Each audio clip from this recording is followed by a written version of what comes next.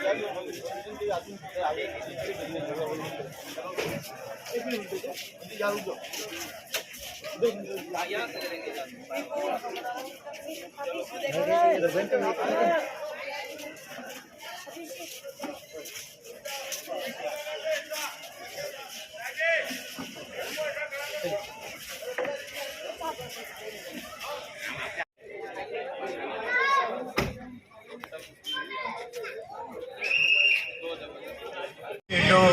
Phone मुख से नमो बुद्धाय जय भीम धम्म बंधु हम देख रहे पीछे विशाल भागत बुद्ध का आगे भिक्षु संघ चल रहा है करुणा सागर भारत के धरती पर समता के अहिंसा के दाता बुद्ध की जयंती है। नगर को संदेश हुई कि बुद्ध धर्म क्या मानो एक सन का देश इस देश में आने वाली शोभा यात्रा अब अंतिम पड़ाव तरफ धीरे धीरे बढ़ रहे। महिलाएं विष्णु के कदम फूल मालाएं कर रही है, उपासक लगा रहे हैं, करता शोभा यात्रा संचालन करे। ये बड़े शहर के लुम्बिनी बौद्ध विहार से निकली हुई भारतीय बौद्ध महासभा और साक्ष्य मुनि चैरिटेबल ट्रस्ट की बुद्ध जयंती शोभा है। नमो बुद्धाय जय।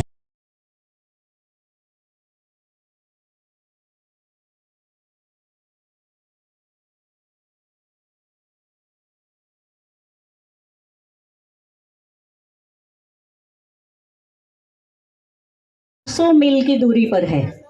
वो पैदल चल के कपिल वस्तु से राजगृह गए। उस वक्त राजगृह बहुत ही ऐसे जाने माने आध्यात्मिक विकास करने वालों की, तप तपश्चर्या करने वालों की भूमि थी। कृपया आवाज न करे तो अच्छा रहेगा।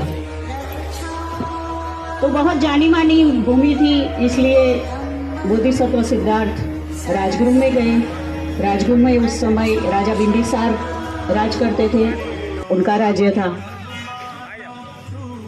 राजकुमार सिद्धार्थ ने वहां पर राजगृह में भिक्षाटन किया और उसके बाद वो एक पर्वत पर जाकर बैठ गए।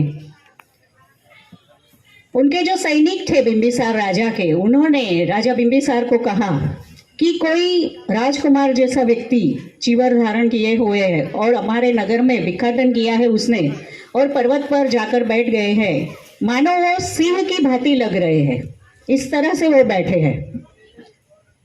तो राजा बिंबिसार भी उन्हें मिलने जाते हैं और वहाँ पर उनसे बातचीत होती है। वो उनको राज ऑफर करते हैं कि आप तो युवा हैं, अभी आपका उम्र नहीं है इस तरह से भिक्षु बनने का।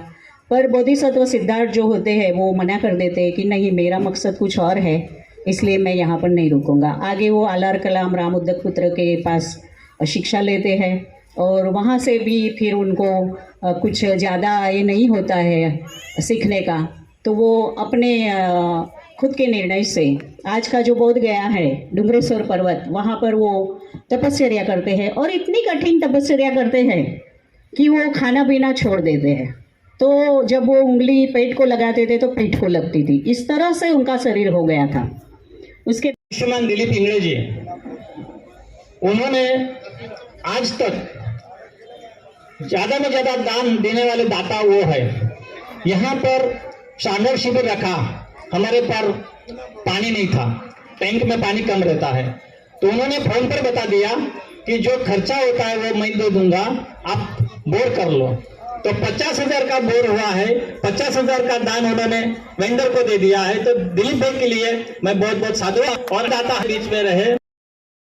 भगवान बुद्ध मंच पे विराजमान पति बंधुवेद बोधि केवड़े गुरुजी ताई समस्त नमन है और सभी सबको को मेरा मैत्रीपूर्ण जी। हमारी धम्म बहन अमोघ दर्शिनी, उसके बाद पथिक बंते जी, इन लोगों ने धम्म के बहुत सारा प्रवचन किया है, अतः कुछ बोलने के लिए नहीं रहते। इसलिए मैं कि इन छोटे बच्चे आपको अपील की है, शिविर जरूर करें,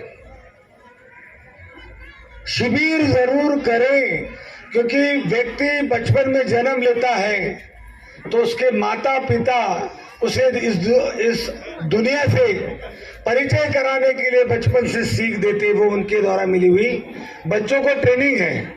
उसके बाद बच्चे विद्यालय में जाते हैं, वहाँ अपने आगे की जिंदगी में सुख सुविधाएं कैसे हासिल कर सकते हैं, तरक्की कैसे कर सकते हैं, उसकी सीख विद्यालयों में मिलती है। लेकिन संसार में कोई भी कॉलेज ऐसा नहीं, कोई भी यूनिवर्सिटी ऐसी नहीं जिसमें नैतिकता की शिक्षा मिलती हो। बुद्धिज्म एक ऐसी यूनिवर्सिटी है जिसमें नैतिकता का ज्ञान दिया जाता है।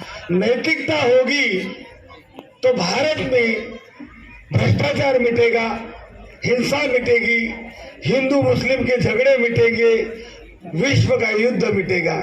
इसलिए शिविर जरूर करें, आपको यही विनती करूंगा। अंत में ये आज का जो फंक्शन है, इस फंक्शन के लिए जिन जिन दाताओं ने दान दिया, उन सभी दाताओं का हमारे ट्रस्टियों की ओर से मैं स्वागत करता हूँ, आभार व्यक्त करता हूँ। मैं श्रावण शिविर के लिए जिन लोगों ने दाल चावल सब्जी का दिया, उनका आभार व्यक्त करता हूँ। जिन भोजन दाताओं ने भोजन का दान दिया, अल्पाहार का दान दिया, फ्रूट दान दिया, उनका मैं आभार व्यक्त करता हूँ। और यहाँ जो परिवार सुबह शाम लगे रहे, चिराग भाई घीवाला, प्रकाश सोम कुंवर, जेपी आनंद, ओमकार इंगले और उज्जैन सामुद्रेश्वर, शीलाबेन, इन सभी कार्यकर्ताओं का मैं इस श्रावण शिविर को और आज की जयंती के कार्यक्रम को बड़े परिश्रम से सफल बनाने के लिए इनका भी मैं आभार व्यक्त करता हूं। अंत में भिक्षु संघ को अपील करता हूं कि शरणार्थी ली जाए और ये कार्यक्रम समाप्त किया जाए।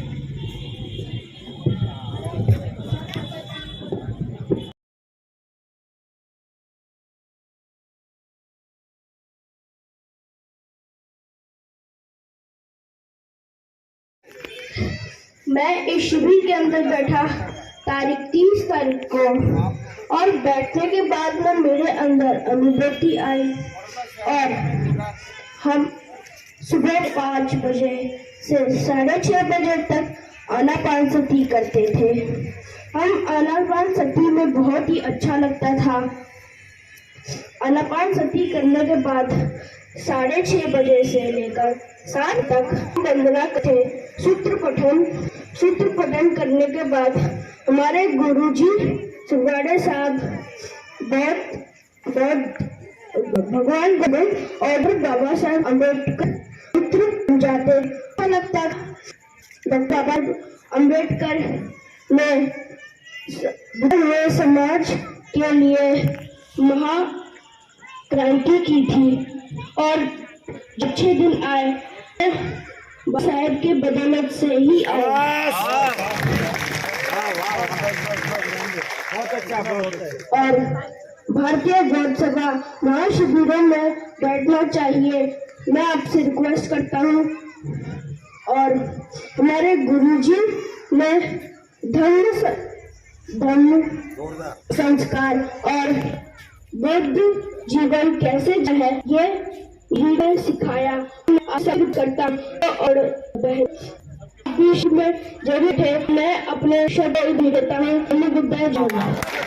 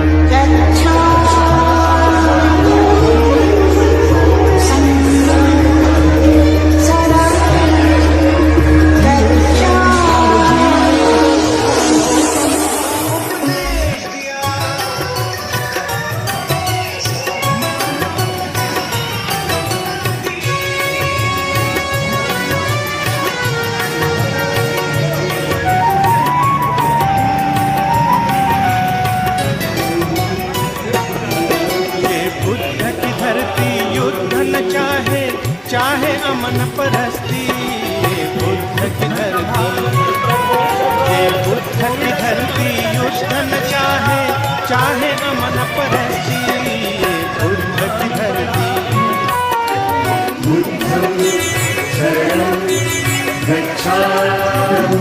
पाछड़ भी है, पाछड़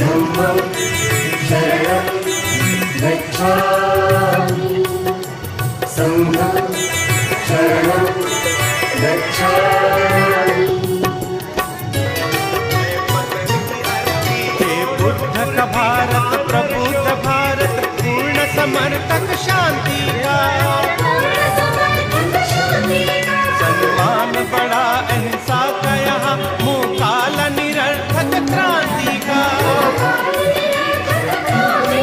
जगवालो अमन का हक लेकर, जगवालो अमन का हक लेकर, संसार सवारो क्रांति का।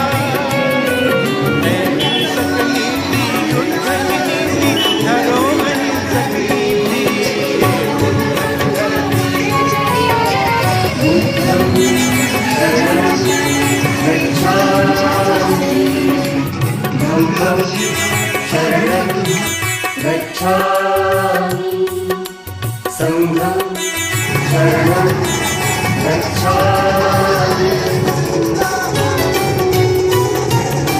संसार को अपना घर समझो, गौतम ने अमर संदेश दिया। जियो स्वयं और जीने दो, औरों को महा उपदेश दिया। मानव को जहाँ मानवता दी, मानव को जहाँ मानवता दी, जीवन को वही उपदेश दिया। है पतन की अर्थी और हो पूर्ति, आदर्शों की पूर्ति।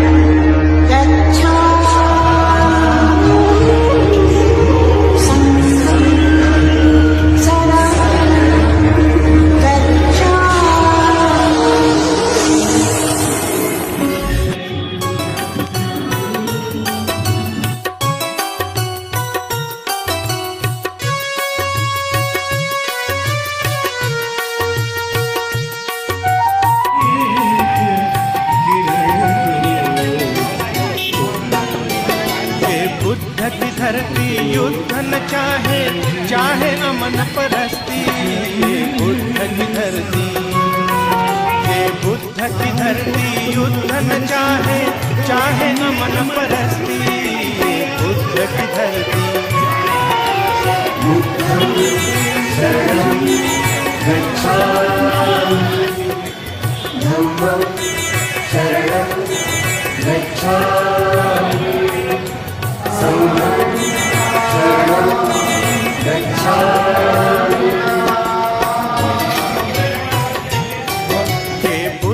भारत प्रबुद्ध भारत, पूर्ण समर्थक शांति का,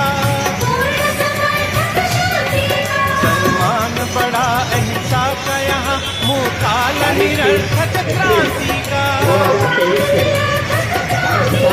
जगवालो अमन का हक लेकर, जगवालो अमन का हक लेकर, संसार सवारो क्रांति का। धरो अहिंसक नीति, ये बुद्ध की धरती। बुद्धं शरणं गच्छामि, धम्मं शरणं गच्छामि, संघं शरणं गच्छामि। संसार को अपना घर समझो, गौतम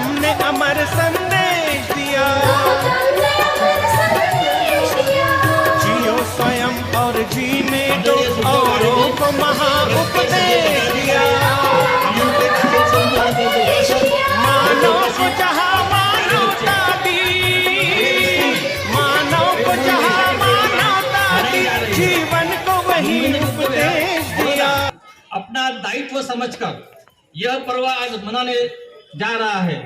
तो चलो कार्यक्रम शुरू करते उसके पहले हमारे आए हुए अतिथियों का हम पुष्पगुच्छ से स्वागत करेंगे। हमारे ब्रह्मपीठ पर हमारे घंटे सुमेध कोरी घंटे पति थी, उनको भी मैं वंदन करती हूँ। हमारे आदरणीय केवल तिवारी जी, हमारी केंद्रीय शिक्षिका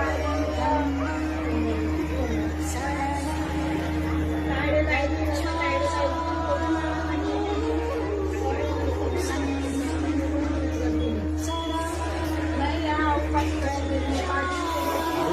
हमारे कार्यक्रम को बहुत सारे महिलाओं को संस्कार होनी चाहिए। समाशा बना डालो ना बोला उसे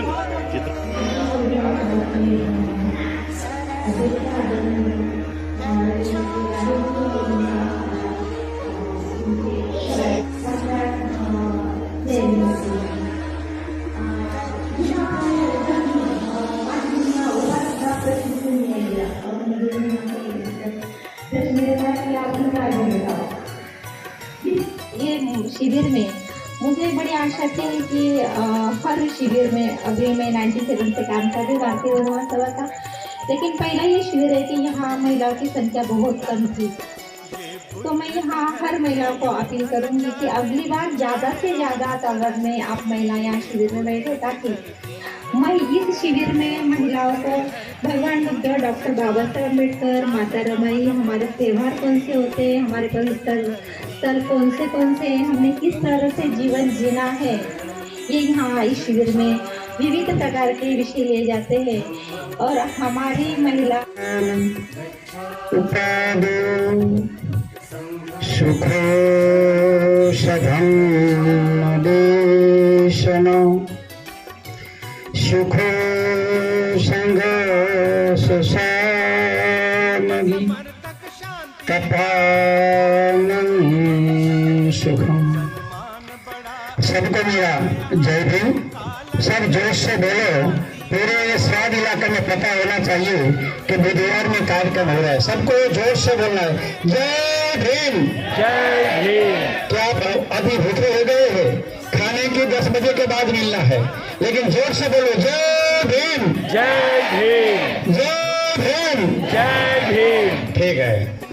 करुणा के महासागर भगवान गौतम बुद्ध, जिन्हें हमें अंधों को धन दिया, बोधिसत्व डॉक्टर भीमराव अम्बेडकर, मेरे पास बैठे हुए मेरे सहपाठी सुमेध मोदी जी, भारतीय बौद्ध महासभा से गुरु जी, बहन जी और सब श्रमण बने सामने रहो। और इस बिहार के ट्रस्टी से और बिहार में हाजिर हुए ट्रस्टी को सबको मेरा जय भीम, नमो बुद्धाय। आज मुझे बोलने को कहा गया है। दिवाली के बाद इस बिहार में रहता हूँ मैं, कभी कोई बुलाता है तो बाहर जाता हूँ, लेकिन मैं यहाँ परमानेंट रुका हूँ। किसी को कुछ कार्यक्रम हो तो मुझे बुला सकते हैं। तो आज मुझे बोलने का मौका मिला है। तो बहन जी ने तो ये प्रेरित पूर्णिमा है, इसके बारे में बोला है, लेकिन मैं जो शुद्ध बोला वो शुद्ध के बारे में बोलना चाहता हूँ। वो थोड़ा तत्वज्ञानी गहरा है, लेकिन कभी तो समझाना पड़ेगा। तो भगवान ने कहा है कि सुखो बुद्धो उत्पादो, कि बुद्धत्व का उत्पन्न होना शुक्र है। तो उपासकों में बुद्धत्व कैसे उत्पन्न होगा? तो भगवान ने शर्त निकाय के प्रथम ग्रंथ में लिखा है कि 4 मार्ग से व्यक्ति श्रोतापति हो सकता है।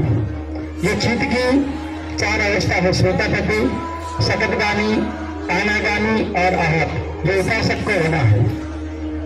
तो इनका जो मार्ग है, वो मार्ग पर भिक्षु उपासक चलकर वो श्रोतापति बन सकता है।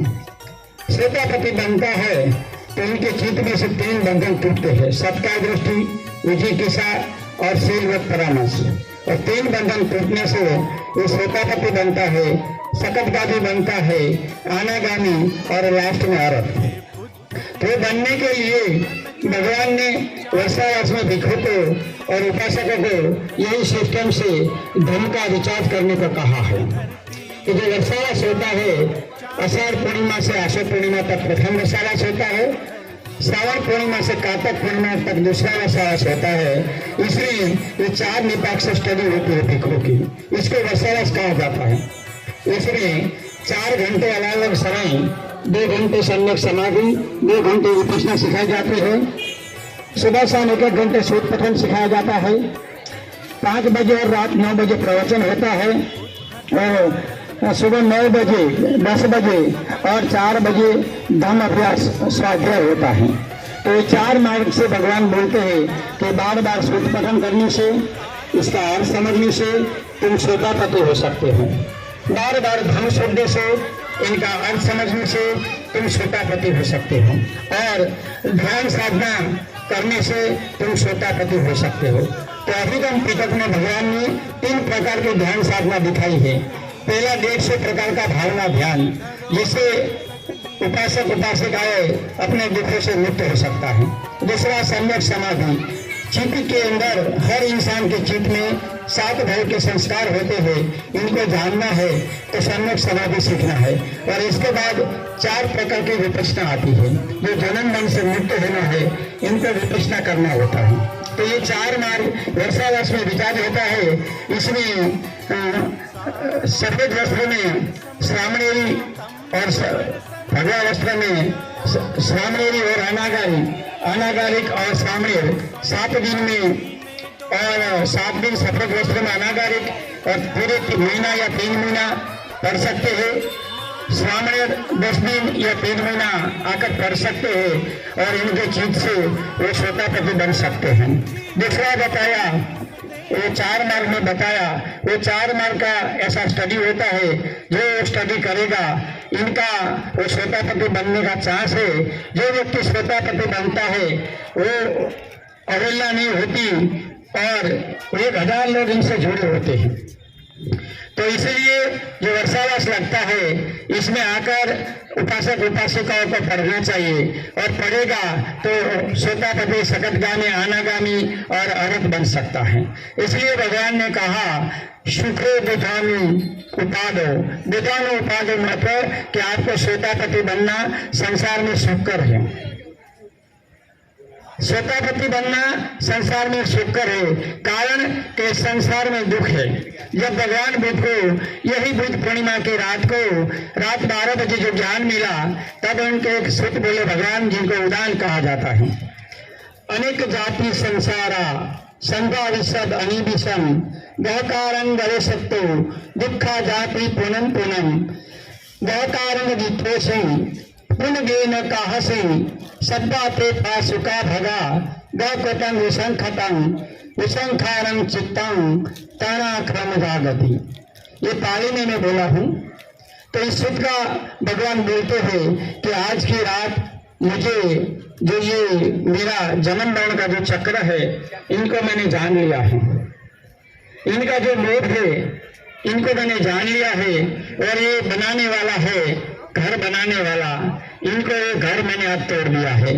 तो ये 2 संस्कार है जो भव निर्माण करता है। पहला है अविद्या और दूसरा है तृष्णा। ये दोनों के कारण ये होता है।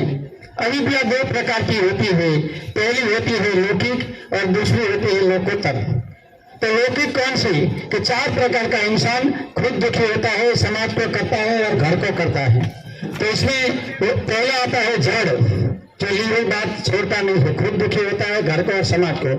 दूसरा होता है मूढ़, अपनी मस्ती में होता है, किसी का पड़ा कोई होता नहीं। तीसरा मोही, कि इनके बिना नहीं चलता। जो हमने कोरोना में देखा कि बहुत से जैसे में सड़ी हुई बीड़ी और सेवा हुआ मावा खाकर जिए, बिजनेस देता लेकिन छोड़ा नहीं। और चौथा होता है मूर्ख, और सबसे ज्यादा लोग यही है, पूरा पढ़ा नहीं, पूरा सुना नहीं, पूरा जाना नहीं, और भिक्षु को समझाने आते हैं। बहुत ऐसे होते हैं, पूरा पाली पढ़ो, पूरा संस्कृत पढ़ो, बाद में बोलो। अभी हम देखते कि उपासक महाफेर उपासक हो गए हैं। ये इंडिया में महाफेर उपासक है जो भिक्षु को पढ़ाते। वो देखते नहीं कि ये पढ़कर आए, ये टीचर है, आप स्टूडेंट है, हम टीचर है। आपको सवाल पूछना चाहिए, समझ में नहीं आता है तो। और इनका कारण अविद्या है, पूरी जानकारी नहीं है।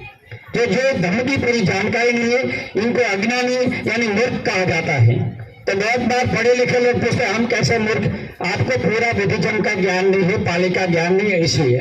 तो इसलिए भगवान ने लास्ट में कहा था कि ये 4 अवस्था वाले,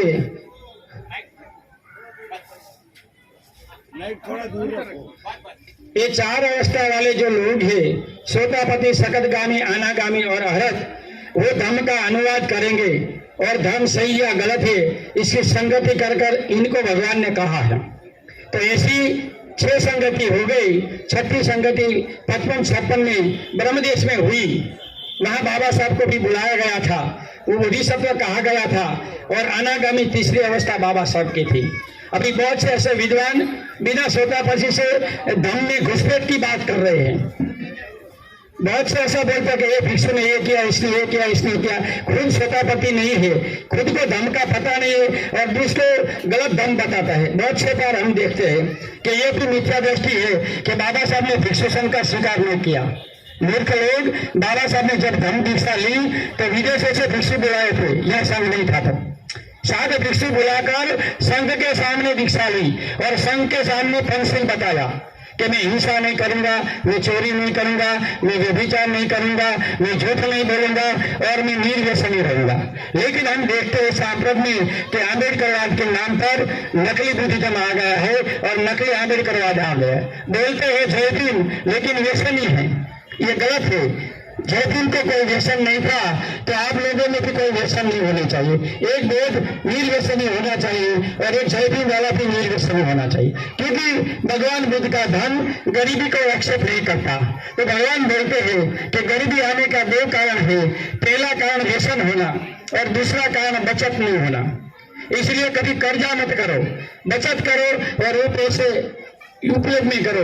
अपने घर में बच्चा पैदा होता है तो इनके नाम पर बचत करना चाहिए। माता पिता बूढ़ा होता है तो इनके नाम से बचत कर मृत्यु के पास पैसे खर्च करने चाहिए। अब मैं देखता हूँ कि एक घर में 3 लोग को व्यसन होता है तो एक साल में 50,000 चला जाता है और 40 साल में 20 लाख चला जाता है, लेकिन अच्छी तरह बेटी की शादी नहीं कर सकते, पढ़ा नहीं सकते, अच्छा मकान नहीं बना सकते और व्यसन में पैसे जाते हैं। इसलिए व्यसन छोड़ देना चाहिए, कभी व्यसन नहीं करना चाहिए। एक आंबेडकरवाद, एक बहुत निर्व्यसनी होना चाहिए, ये भगवान बुद्ध का उपदेश है, तो हमें जीवन में उतारना चाहिए। दूसरा कि सूत्र सधन, कि सधन को क्यों जानना है। सधन जो भगवान का धर्म है, सधर्म है।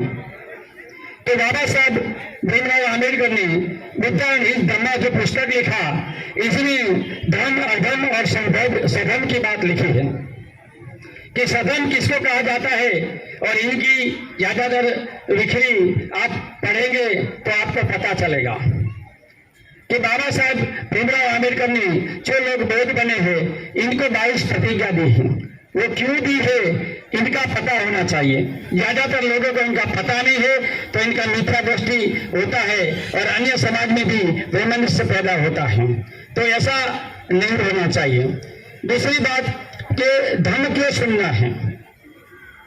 तो भगवान ने त्रिपिटक में जो सूत्र का उपदेश दिया, उपासकों के लिए, भिक्षु के लिए और ज्ञानी को लिए, तीनों के लिए दिया है। लेकिन 5 प्रकार के जो भिक्षु होते हैं वो सापत समय में इंडिया में ऐसे भिक्षु नहीं है। जो प्रखर होता है विद्वान, जिनको सुत पिटक, विनय पिटक और अभिधम का ज्ञान होता है।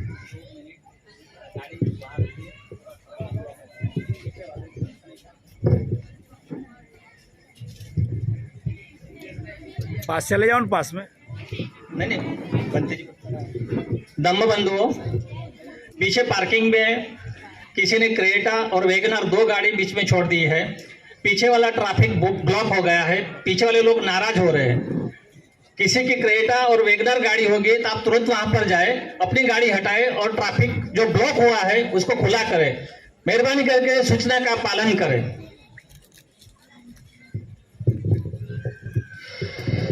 तो सदन में सुनना बहुत अच्छी बात है, इसलिए जहाँ जहाँ हर संडे को यहाँ 11 से 12 प्रवचन होते हैं तो लोगों को आना चाहिए। मैं देखता हूँ 5 से 7 लोग आते हैं, 10-15 लोग आते हैं, ज्यादा नहीं आते।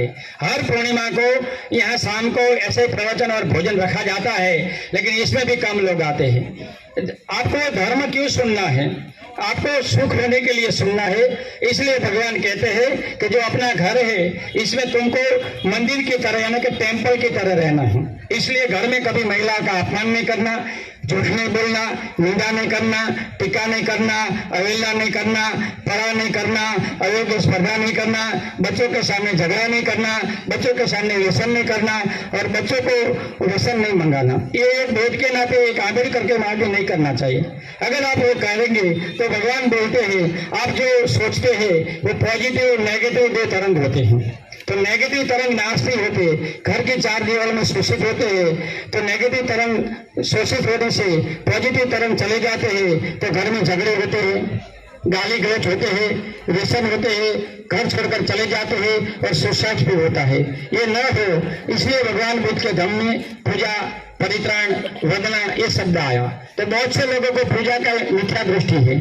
पूजा का मतलब है कि महापुरुष के गुणों का स्मरण करना। सनातन धर्म में का पूजा का मतलब है कि देवी देवता को राजी करना। तो हम बुद्ध का सूत्र बार बार करने से, इन्हें अर्थ समझने से हम स्वतापति हो सकते हैं। इसलिए बुद्ध की पूजा आई जो महापुरुष का गुण है। तो ज्यादातर लोगों को वो परित्राण का भी मिथ्या दृष्टि है और ये पूजा का भी मिथ्या दृष्टि है। जो पुराने धर्म से जो लोग जोड़ते हैं बहुत से लोग, ये गलत फहमी है, ये मिथ्या दृष्टि है। सत्य को असत्य, असत्य को सत्य करना मिथ्या दृष्टि है। ऐसा गलत दृष्टि से आप बाहर आइए। इसलिए बाबा साहब ने सदन में, अदम में और धर्म में बताया है कि सम्यक दृष्टि, सत्कार दृष्टि और मिथ्या दृष्टि, ये 3 को पढ़ना है, सुनना है। तो सबसे पहले जो बोध है इनको ब्रह्मजाल सूत्र पढ़ना चाहिए। अगर ब्रह्मजाल सूत्र पढ़ेंगे तो इनका पता चलेगा। बहुत से सूत्रों का मैंने गुजराती में अनुवाद किया है, टूक में आएंगे। और आगे की बात कि धन की सुंदर बात है, सुख संघर्ष सामग्री। तीसरा सूत्र है कि घर में सुख कैसे मिलेगा। संसार में तो दुख है, जाते भी दुखा, जन भी दुखा, मन भी दुखा, योगो भी दुखो, वियोगो भी दुखो, पंच उपादान खंडा भी दुखा। जन्म लेना दुख कर है, युवानी दुख कर है, भुजत्व दुख कर है, रोग दुख कर है, पीड़ा दुख कर है, प्रिय का योग दुख कर है, दुश्मन सामने मिलता है दुख कर है और पंच उपादान खंडा ये काया भी दुख कर है। संसार में सुख है ही नहीं। सुख संघर्ष सामग्री के संग में घर में सुख कैसे मिलेगा? तो भगवान ने ईसा का कि बेटी की जो शादी थी इसमें जो उपदेश दिया कि 10 गुण जीवन में जो लोग उतारेंगे वो सुखी होंगे। तो पहला गुण कि घर की आग बाहर नहीं ले जाना, सुखी होना है। तो दूसरा, बाहर की घर में न ले आना। तीसरा, देश को दो। चौथा, न दे उनको मत दो। आगे लड़का समझ और गरीब है तो दान समझ कर दो। इससे आगे जो त्योहार होता है तब सुख से खाना, सुख से सोना, सुख से पीना और सुख से घर पर रहना।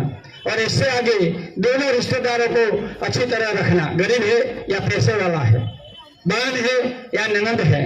और इससे आगे 10वां, लगने के बाद 4 माता पिता होता है, दोनों को पालन करना चाहिए, ये सुखकर है। और आगे तपानम सुखम के साथ मिलकर शिविर करना, साधना शिविर करना, प्रवचन सुनना, धर्म सुनना। तो जो बोध है इनको ध्यान और धर्म देशना जो शिविर होती है इनको जाना चाहिए। एक दिन की भी शिविर रखता हूँ, शरणगमन की शिविर रखता हूँ, एक दिन की विपश्यना की शिविर आती है और शुभ पठन भी होता है। लोग बुलाएंगे तो ये कार्यक्रम होगा। और मृत्यु मंगल पर 2 घंटे का बोध कथा होती है जो सिंगालवार सूत्र में देशना देता हूँ। कल यहाँ दिया देशना, इनको पूछो कितना मजा आया, तो आप बुला सकते हो। और साथ मिलकर जो ध्यान साधना करना चाहिए। और बहुत से लोग हैं इनको साल में एक बार 10 दिन विपश्यना में जाना चाहिए और इनको प्रज्ञावान बनना चाहिए। बिना विपश्यना 10 पारमिता पूर्ण नहीं होती और आप प्रज्ञावान के लिए बोलते। सब लोगों का इशारा है कि ज्यादा सुनना नहीं है, तो मुझे भी ज्यादा बोलना नहीं है। मुझे भी बाहर जाना है, 10:15 की मेरी ट्रेन है। दूसरे 2-3 जगह 3 जगह 4 जगह कार्यक्रम लिए हो, कल सुरेंद्रनगर है, परसों कश्मीर है, ऐसे 5-6 कार्यक्रम लिए हैं, तो वहां भी जाना है। तो भाषा के कारण, वाणी के कारण मुझे तो बहुत हिंदी नहीं आती। ऐसे तो मैं हिंदी में ग्रेजुएट हूँ 90 का, लेकिन भूल चुका हूँ ज्यादा। तो भाषा के कारण, वाणी के कारण मेरी कोई गलती हुई, किसी को कोई समझ में गलती हुई, तो 2 हाथ जोड़कर क्षमा मांगता हूँ। जय भीम, नमो बुद्धाय, वंदामि भंते। जब भिक्षु सामने मिलता है तो ऐसे 2 हाथ जोड़कर बोलना चाहिए, वंदामि भंते, नमो बुद्धाय।